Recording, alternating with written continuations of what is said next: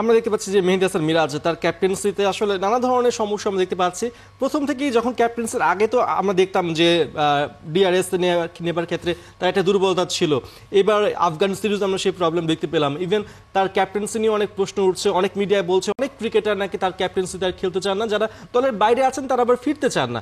আসলেই কি মিরাজের ক্যাপ্টেন্সি এখন আপ টু দ্য মার্ক হচ্ছে না, বা তার এই যে পতনটা তার পারফরমেন্সেও কি প্রভাব ফেলছে, ক্যাপ্টেন্সির এই যে এদিক সেদিক হচ্ছে?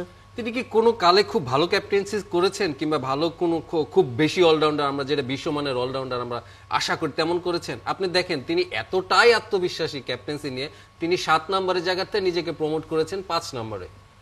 তো এটা একটা ক্যাপ্টেন যখন এভাবে চিন্তা করে, সেখানে আপনি কি আশা করতে পারেন? এবং এটা একদমই সত্যি একটা রিপোর্ট যে তার ভিতরে তারকে নিয়ে এবং দলের ড্রেসিং রুমে কিন্তু একটা কানাঘুষা মানে হুইসপার আছে যে তার সঙ্গে কেউ কমফোর্টেবল ফিল করছে না। এই জিনিসটা আমার মনে হয় বিসিবির আলাদা করে, আমরা যেটা বললাম যে টি-টোয়েন্টি খেলতে খেলতে ওয়ান ডেটা অনেকটা মানে সচ্ছেলের মতন হয়ে গেছে। এই জিনিসটা, এই ফরম্যাটটাকে আমরা সেভাবে যেন নজর দিতে পারছেন। অভিভাবক নাই, যত্ন নাই, এই আপনি ক্যাপ্টেন্সি চেঞ্জ করা হলো কোনো আওয়াজ নেই, ব্যাটিং অর্ডার এতগুলো চেঞ্জ করা হলো কোনো আওয়াজ নেই। এবং ঢাকাইয়া ফুটবল যে ঢাকায় ক্রিকেটে আমরা বিপিএলে যতটা নজর দেই, ডিপিএলে কিন্তু ততটা নজর দেয় না।